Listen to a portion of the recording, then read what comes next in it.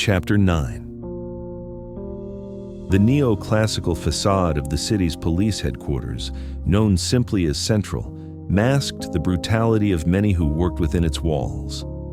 The city had a serious crime problem, and compounding the crisis was a police department stubbornly clinging to outdated methods.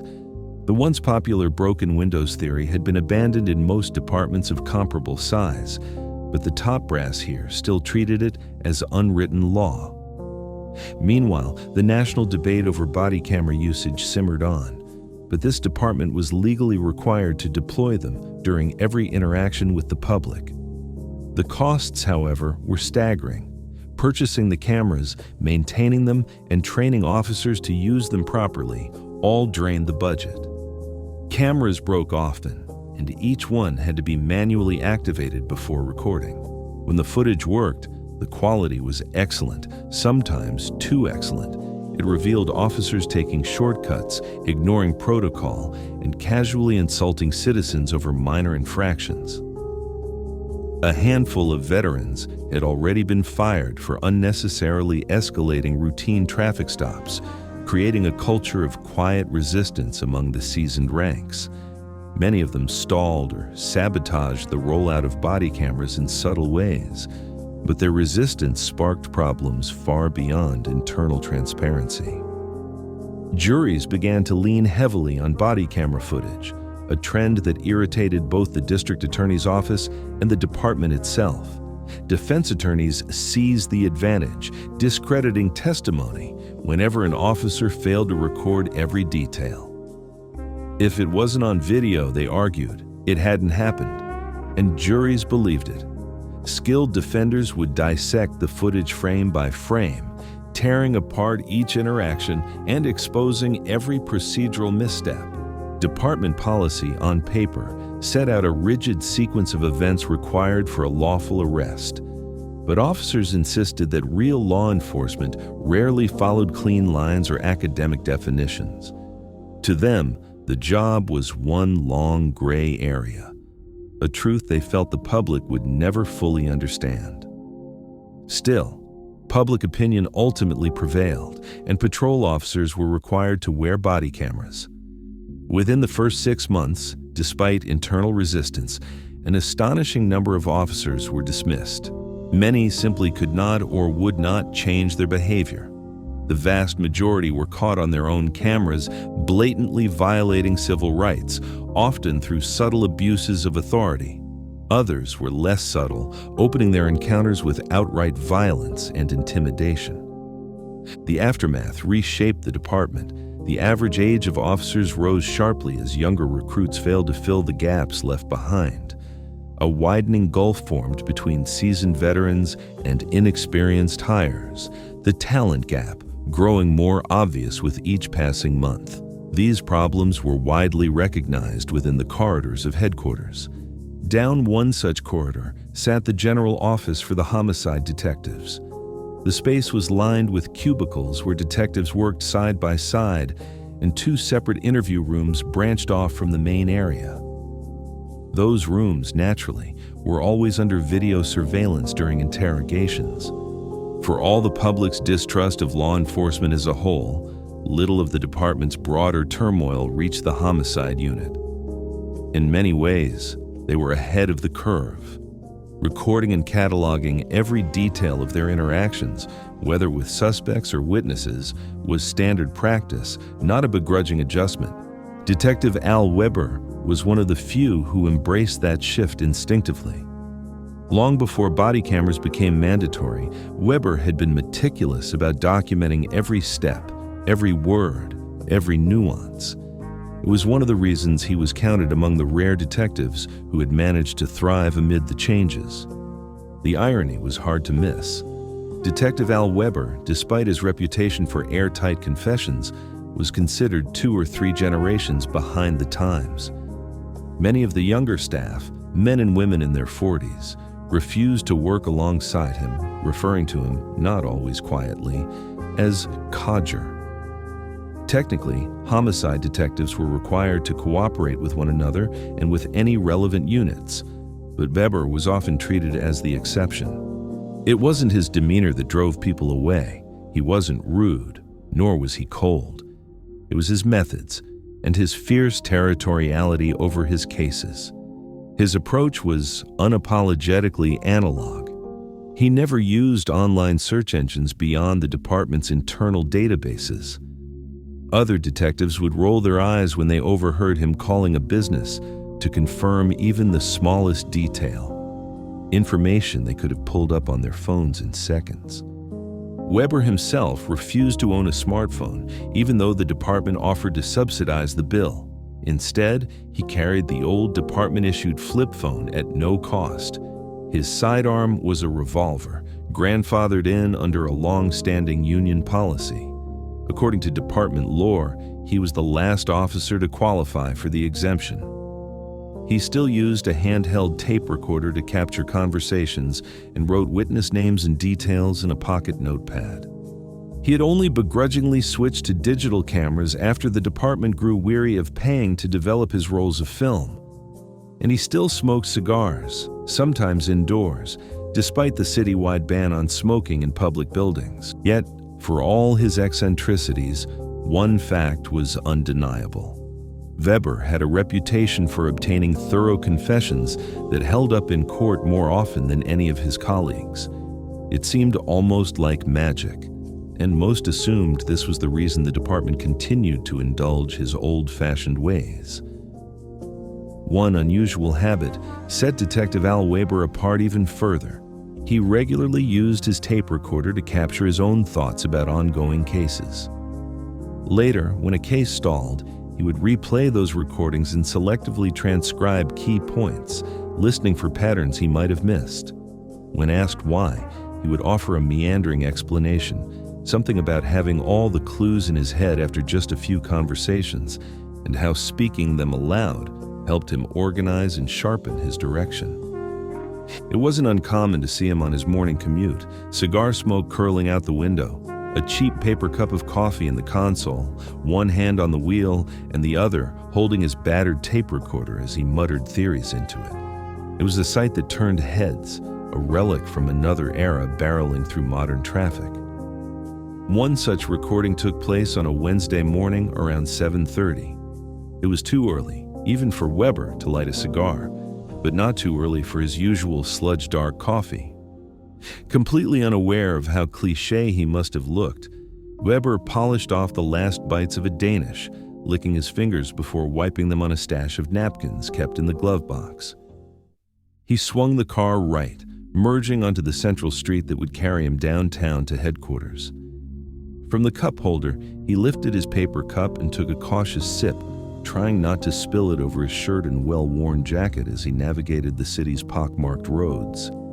Satisfied he'd had enough caffeine to jumpstart his mind, he returned the cup to the holder and picked up the tape recorder. With a practiced thumb, he pressed the worn red button. The device clicked softly. Weber cleared his throat, the sound rough and low, and began to speak in that gravelly voice that always sounded like it came from somewhere deep in his chest. Subject, file under victim's name. Last name Silva, spelled S-I-L-V-A. First name Alfonso, A-L-F-O-N-S-O. No known aliases at this time.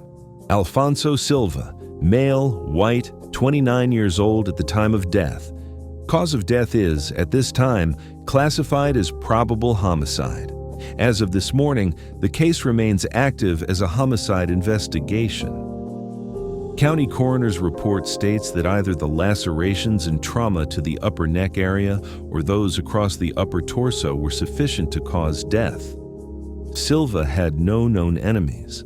As of this recording, no leads have developed connecting him to any drug or organized criminal conspiracy.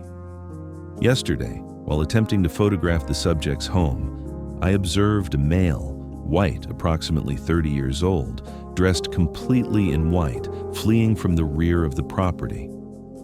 I caught a glimpse of him as he vaulted the victim's chain-link fence and ran toward a parked older model sedan. The individual dropped a set of keys near the driver's side front door of that vehicle. He then abandoned the sedan and fled northbound on foot, cutting across the street before disappearing from sight. The sedan is registered to a religious community known as the Adherents of the Divine Winds. The driver remains unknown and at large. Alfonso Silva owned very little property. At the time of my inspection yesterday afternoon, nothing appeared to have been stolen from the interior of the house. With that, Detective Al Weber clicked off the recorder and slipped it back into his side pocket. He took another sip of his coffee before setting the cup carefully in the holder, then kept his eyes on the road as he continued toward Central Station downtown. The rising sun glinted off the glass sides of the city's modest skyline. Hundreds, perhaps thousands of people were already at their desks in those towers beginning their day. It didn't matter to Weber what they did, so long as they were productive. Still, even he admitted to himself that early mornings in busy offices were no proof of virtue. For all he knew, some of them might have been scam artists or swindlers in suits. It was a striking contrast to the kinds of people Weber encountered in his own work. When he first joined the force, he could still hear the old-timers offering their grim advice. If you're lucky, kid, you'll only have one case that haunts you the rest of your life. They told him cautionary tales, one after another. No matter the situation, they warned, even if you're certain you found the right suspect, don't ever take the law into your own hands. Weber had taken their words seriously, but in his own way. Even back then, though he was younger, he'd already seemed like an odd fit, an old soul, traditional to the core, and yet an irregularity even to the old-timers of their era. And, strangely enough, none of their warnings had ever come true for him. He had never encountered a case that haunted him. Some said he was wired differently, able to compartmentalize, able to switch off the darkness at the end of the day. Others believed he simply loved the work. What everyone agreed on, however, was simple. Detective Al Weber was exceptionally good at what he did. Whatever the case, whatever the trail, he always found his man.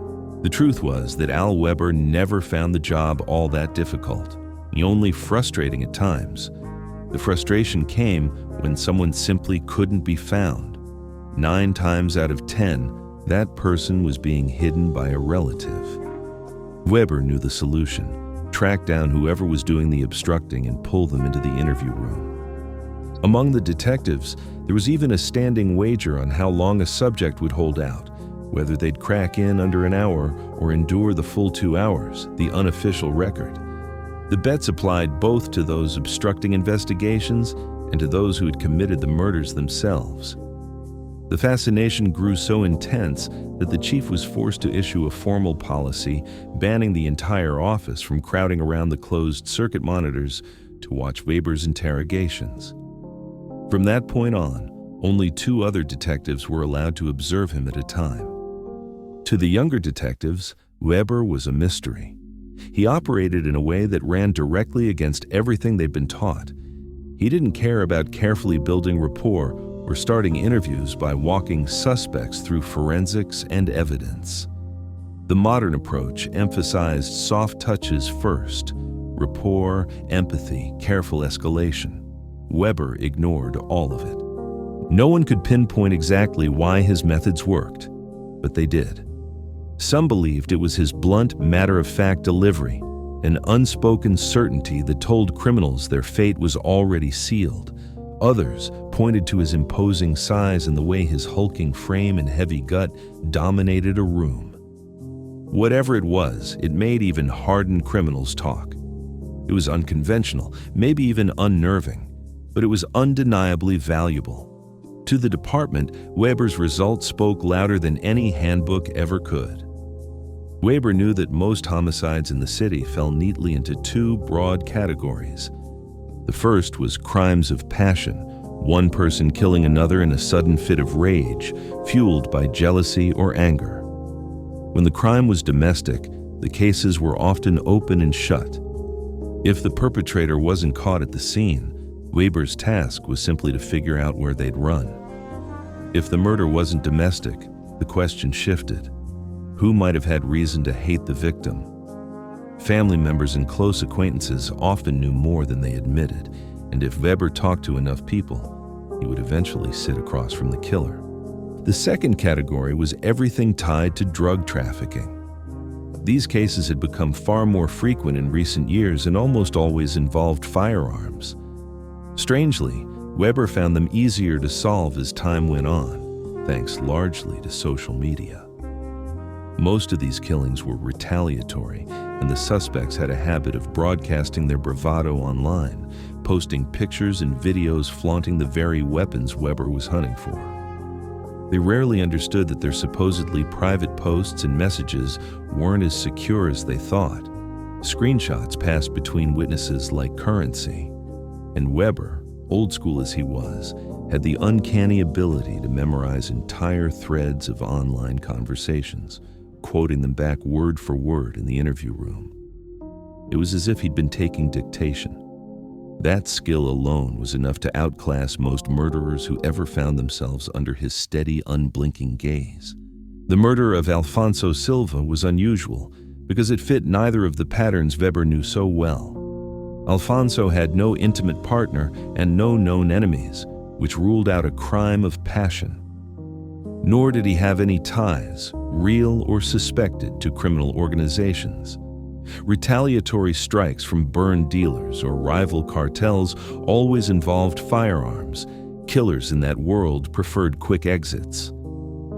Alfonso's injuries told a different story. His death hadn't been instantaneous. It took time, maybe not much, but longer than a simple drive-by. And the circumstances were stranger still. Alfonso was found in the driver's seat of his own car, the doors locked from the inside. No blood was found outside the vehicle, which meant the attack happened within those locked doors.